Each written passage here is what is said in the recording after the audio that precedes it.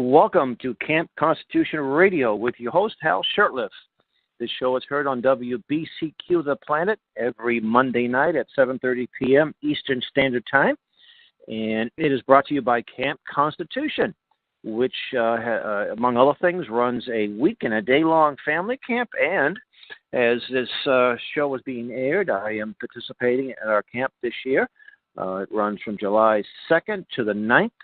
And I record this show a couple of days before camp, but I'm packed up and ready to head up to camp. And next year's camp, August 5th to the 11th, at the Lakeside Christian Camp and Conference Center in Pittsfield, Massachusetts. And we're kind of excited about having a new venue, a new location in the Berkshires.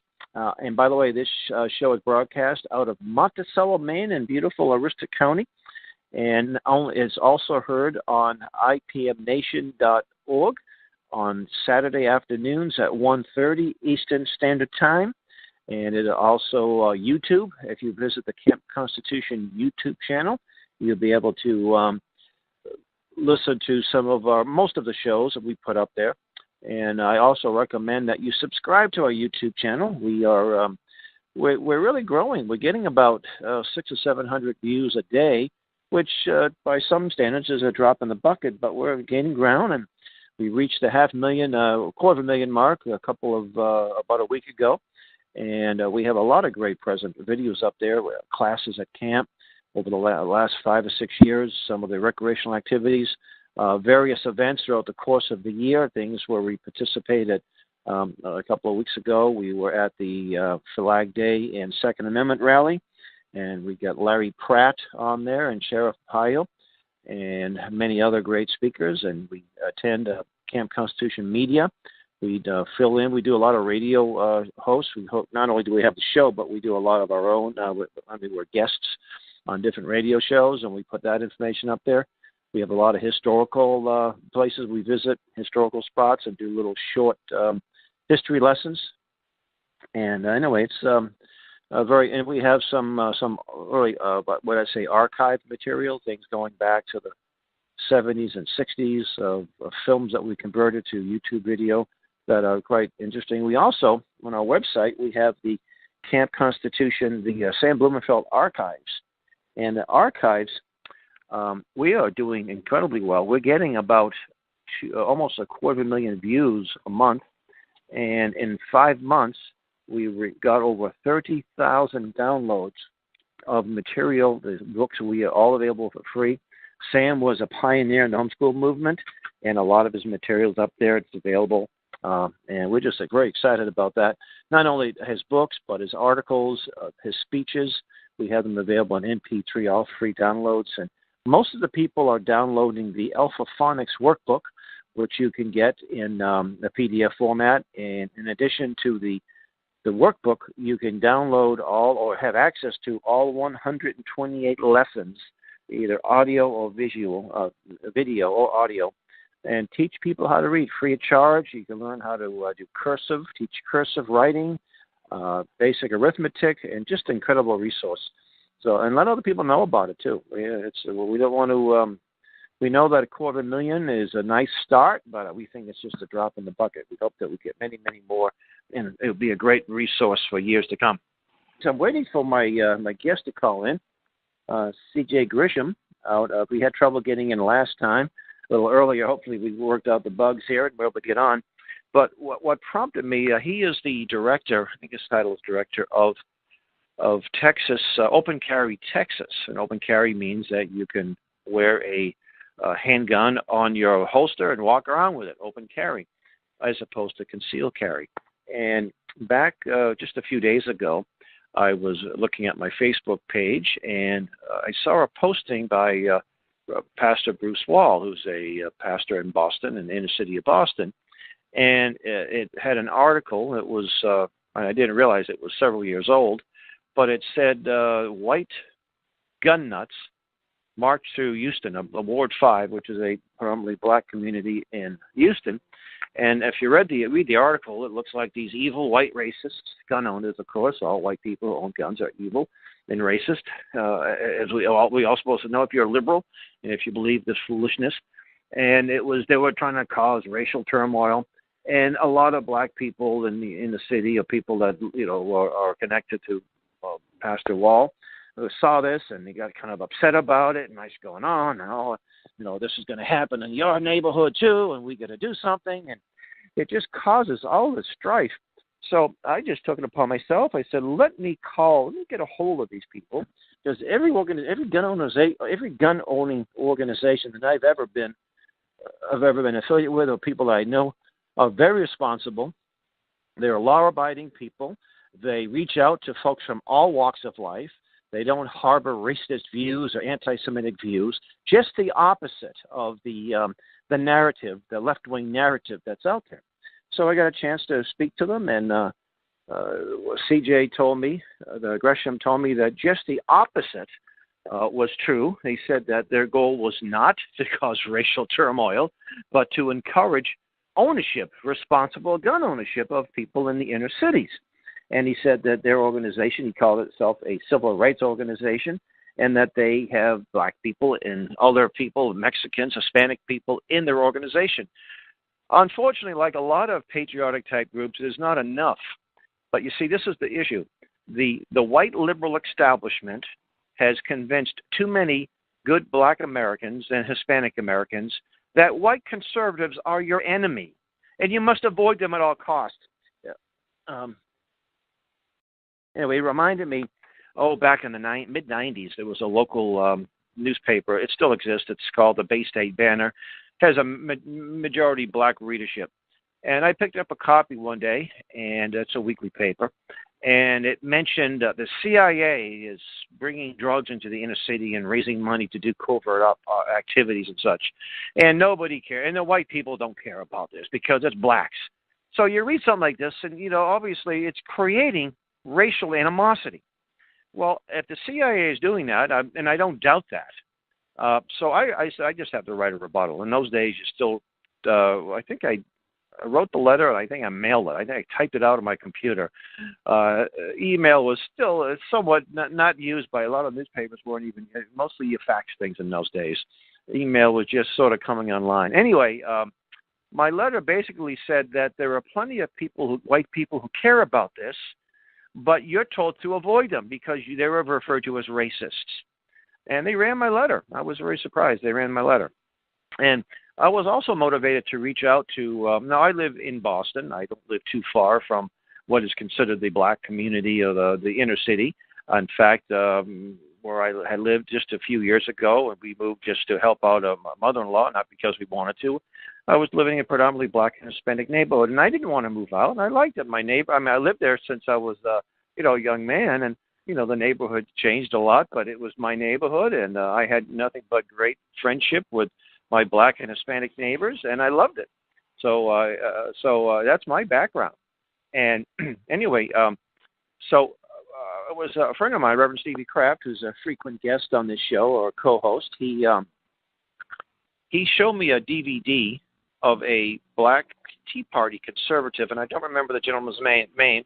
He was out of Colorado, and he was he said, hey, we got an important message to give to the black community, the message of liberty and freedom. The left the white liberal establishment has taken the black vote for granted.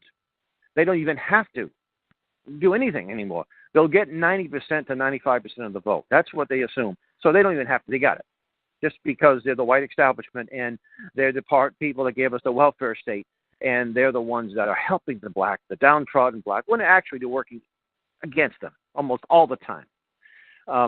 So he said, why don't you reach out? Now, I've always been doing that, since I became a full-time patriot activist back in the mid to late 80s. And, the message is the same. You don't change the message to placate a particular group. The message of liberty, the Constitution, limited government, freedom, responsibility, morality. And it resonates with people once they hear it. And they say, wait a minute now. You're a white guy. You're a conservative. You sometimes vote Republican. You're supposed to be a racist. Well, how come you're coming into my church? How come you're offering to help here and there? Maybe, just maybe, I've been lied to. I remember when a new neighbor of mine, when I was living in Hyde Park section of Boston, the neighbors, the people that lived there before, They moved out to the suburbs, and this nice black family, young couple, Alex and his wife. I went to meet with him, and I said, "Hi, Alex. I'm your new neighbor. Welcome to the neighborhood. Whatever you need any help, let us know. Here's my phone number and so forth." And he found out my background, that I was a well-known, well, not well-known, but it was sort of an outspoken conservative in the neighborhood. And he said, "Wait a minute now. He's supposed to be a racist." But that can't be true, because racists don't welcome you into the neighborhoods. They usually burn crosses on your lawn, not welcome you. So he said, this can't be true. So that's what we need to do. Those of us with the pasty skins, pasty faces, we need to reach out to everybody. But we need to reach out to the black Americans, because they're the most, they feel it more than anybody else. They feel the heavy hand of government more than anybody else, Hispanics and blacks. They live in a place where there's surveillance cameras everywhere. They live in a police state environment. They're not allowed to own weapons. They can't afford to get gun permits. They can't necessarily afford to go to the range. I think we should help with that. And I know that at Camp Constitution, we were very pleased to bring some people of color, some of our wonderful families, to participate to ranges, and had a great time. We had last year we had a gun safety course where we had all the campers that wanted to come out. We didn't do any live shooting. We didn't have live rounds except for BBs, but they learned here. This is a 45. This is an automatic. A semi. This is what it means, and so forth. And this is the proper way to handle these things. These things are tools that could be dangerous if not used properly, but at the same time can be used very effectively, and can be a very important thing to have. And responsible gun ownership and to be able to use it, that's the key to this. And we were happy to do that. And I offered, hey, let's go to the range. I offered liberals who have this sissy reaction, oh, guns are bad. Come on to the range. We'll show you how bad they are. We'll show you how responsible gun ownership is all about. And again, so I would encourage people. I know you're probably going to get a couple of doors slammed in your face, and you might get some hostile looks, but we have an important mission. See, the enemies of our nation, they are trying to create a race war. George Soros, Black Lives Matter, these people are not the friends of liberty and freedom. They are the enemies. They are not your friends. They're your enemies, and they want to destroy your community. And they want to tell you that all white policemen are evil. And also, we need to take your guns away. See, we don't want the gangbangers to get them, so we had to take everybody's guns away. And we have gun buyback programs. Isn't that wonderful? Talk about a lie, a gun buyback program. Well, if I didn't buy my gun from the city of Boston, why would they buy it back from me? No, it's just another scam used to suck good people in, buyback program. Anyway, so we always encourage to get the message out, and we need to do that a little more aggressively. And I want to discuss a little bit, since just like CJ is not able to call through for some reason, the history of gun control is also the history of racism. Now, I'm not suggesting that everybody who supports gun control is a racist, but they should learn a little bit about their background, just like the pro-abortion Planned Parenthood people. They're very proud about their Planned Parenthood, and we do so much good for women by killing their babies, by murdering their babies in the womb. But we also do we do check for breast cancer. So we do a lot of good things, you see. They don't want to acknowledge that the founder of Planned Parenthood was a racist, upper wealthy woman. Look, she married into money, too. Margaret Sanger. She was a racist. She referred to certain ethnic groups as defective seeds, including blacks, Southern Europeans, Italians, Spanish people, not even Hispanic, but Spanish, defective seeds. And she said, more children for the fit, less for the unfit. And she collaborated with a Nazi doctor.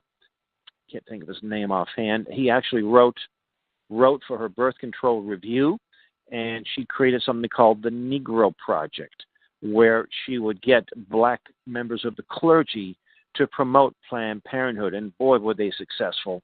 They even had Martin Luther King as one of their black clergy members that was pushing Planned Parenthood.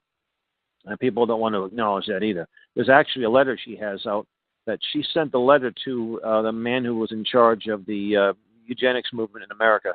He was living in Milton, Massachusetts, on Adams Street, and I know the address. I know the neighborhood, and I think I should do a video near that area just to give them more life. And you can find that letter online, and where she's basically bragging that the blacks, they find out, they'll be upset, but what they're trying to do is wipe them out. She was very, very bold in that letter, and for some reason, the average person, the mainstream media would never touch that.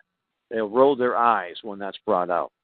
And I remember there was a congressman grilling Hillary Clinton, and she tap danced over that one. Oh, well, I quote from Thomas Jefferson, but he owned slaves. Yeah. So anyway, so the racist roots of gun control in our country, colonial America. There were some free slaves, and there were free blacks, and there were slaves. The free blacks, in some cases, were able to keep and bear arms, and some of the slaves had their own weapons. During the War of Independence, there were members of the militia, local militia units. Yeah, we had desegregated units, militia units.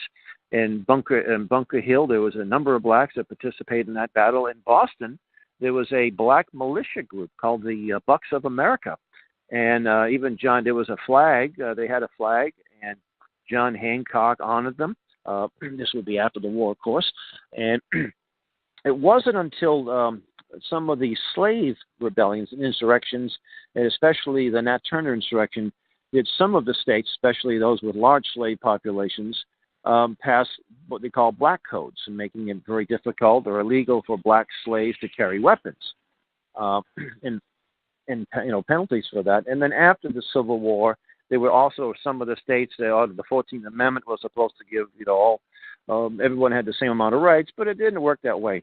And then in the early 1900s, when we had a large amount of immigrants coming from all the parts of the world, mostly Europeans, Southern Europeans, Italians, which Margaret Sanger said were defective seeds, they passed the Sullivan Code, or the Sullivan Act, in New York City. Now, this is not a federal or state law, it's a local ordinance, making it very, very difficult for poor people, especially recent immigrants, to get weapons and own them.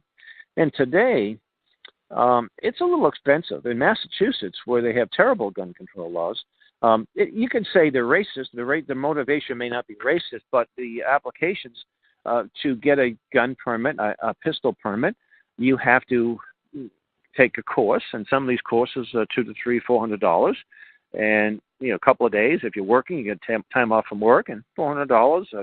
There are various prices, $250 to $500, and then you're at the mercy of the police chief.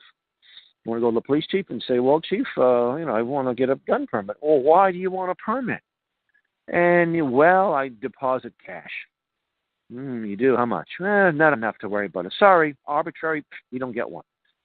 Or if you live in the town of Sharon, Massachusetts, which is a very affluent community, where people probably have a little bit more than the rest of us, nicer homes and nicer things in that home, making it more of a target for a criminal.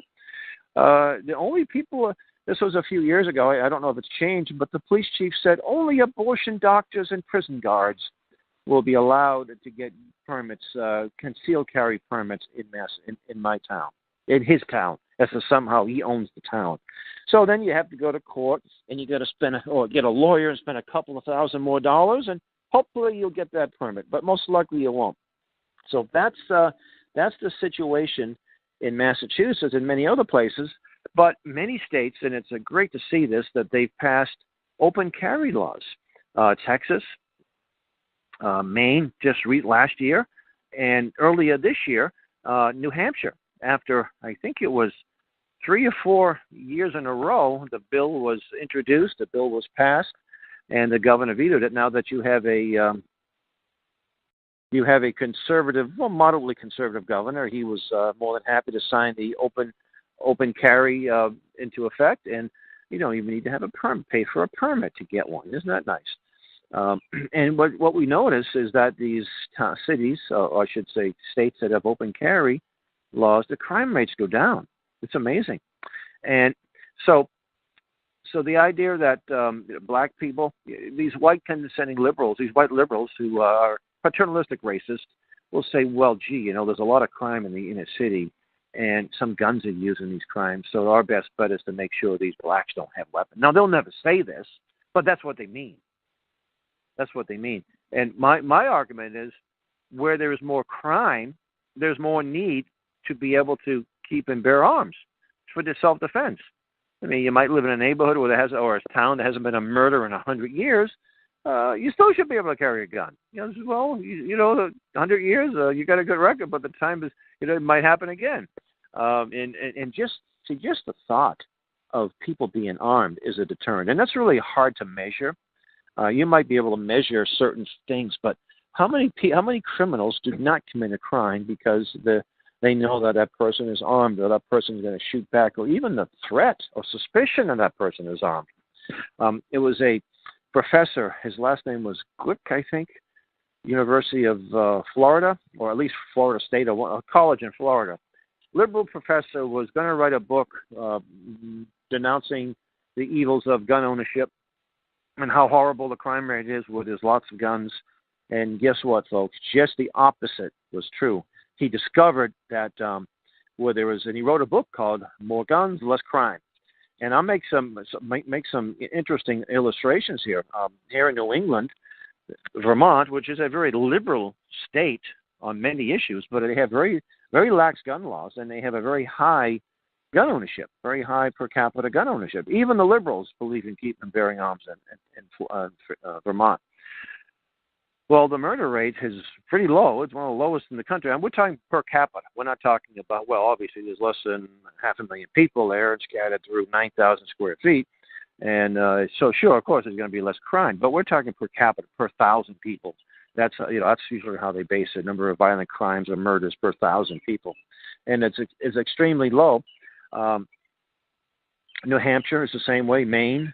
And as you look at New York State, New York City, and some of the cities like Syracuse, Buffalo, Rochester may have higher crime rates, but in the rural areas, just the opposite is true. And you have lots of gun owners in these rural areas where the crime is very low.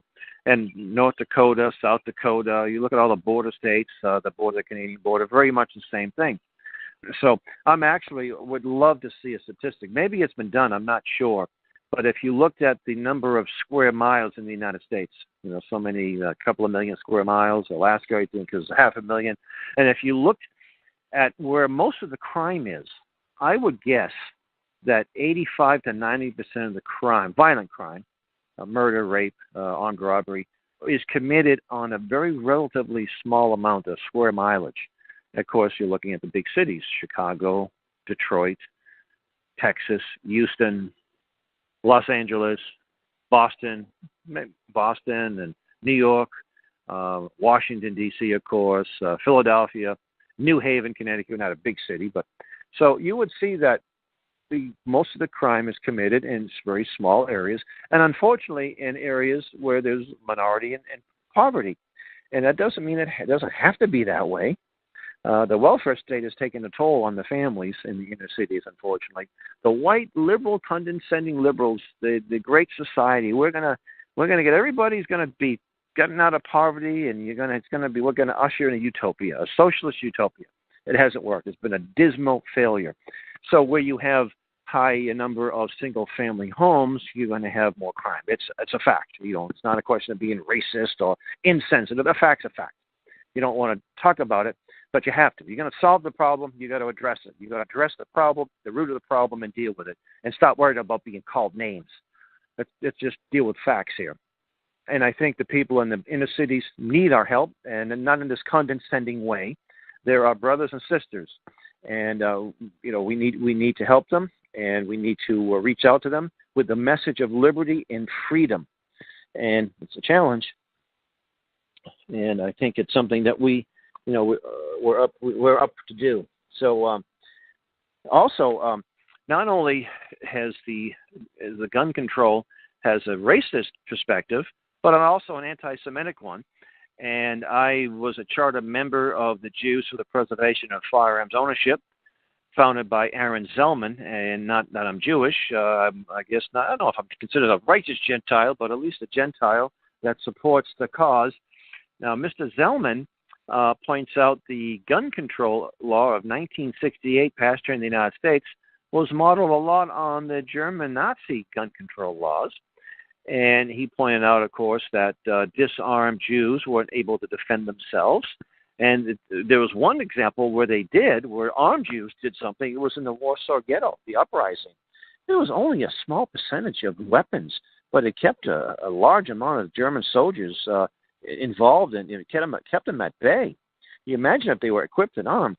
But and Mr. Zellman, who's passed away, he said the reason why he formed this group is that a lot of people who had no anti-Semitic nature were becoming anti-Semitic based on the number of liberal Jewish politicians that were promoting gun control. And he wanted to get out there and say, there's a lot of Jewish people out there that are conservatives, that support the right to keep and bear arms. And so it was a very important educational organization. They still exist, and they've done great work. Go find their videos on YouTube. They have some great books. One of them, I think, is called Dial 911 and Die, where they point out that, the average response from a police department when you call 911 is 10 minutes, and the average time it takes a criminal to murder or rape somebody is a whole lot less. So an important organization. I got a chance to introduce him at a podium, and I interviewed him on a radio show. I was filling in for a friend back in the mid-'90s in Nashua, New Hampshire. And one of the things we did, a local group that I was involved in, met in my home, and we still meet, but different name now, is called Friends of Camp Constitution. But anyway, there was a very dangerous gun control bill that was being proposed in Massachusetts, and we got some of the posters that this group puts out. It was a drawing of Adolf Hitler, and it said, "All in favor of gun control, please raise your right hand." And these posters were like 2 feet by 1 foot or whatever, cardboard stock, and we mailed them as giant postcards to members of the media and all of the state elected officials, state reps, state senators, the governor. And it was very interesting. We got Mr. Zellman there got a call from somebody in the Boston media. What's going on there? Who's all behind this? And of course, I tipped him off to what we were doing. And there was one particular liberal Jewish state rep that was terribly offended by this. I guess he had to go to a safe zone and play with his Play-Doh or whatever. And Aaron said, well, tell you what. He said, you stop introducing Nazi gun control provisions and we'll stop reminding you that you are introducing Nazi gun control provisions. So it went very well. And it was a lot of fun. And I mean, I should say it was something that needed to be done, but it's also nice when you get this type of recognition. This group also, they had this the billboard of Hitler, the salute, all in favor of gun control, please raise your right hand. They had a billboard, and it wasn't a giant billboard. It was typical, 10 by 15 feet or whatever. And they had it in Rhode Island off of Route 95, the major interstate, I-95. And some liberals took exception to it, and it made national news. You imagine you put a billboard up, you might pay a couple of thousand bucks in those days, and you figure, we'll get a few calls, but they got national attention, and the picture of the billboard was splashed in newspapers all over the country. I'm telling you, that was something. I mean, that was just thousands of dollars worth of free advertisement. It was incredible. So that's a great group to get involved with too. And there's also a number of black organizations, and I was trying to get one of the leaders here of the group. He wasn't available to come on, and I'm hoping maybe next week at some other point I'll touch base with our friend there down in Texas. Somehow we couldn't get through. Sometimes you get on talk show, no trouble, and sometimes you have difficulties. So anyway, you've been listening to Camp Constitution Radio with your host, Hal Shurtleff.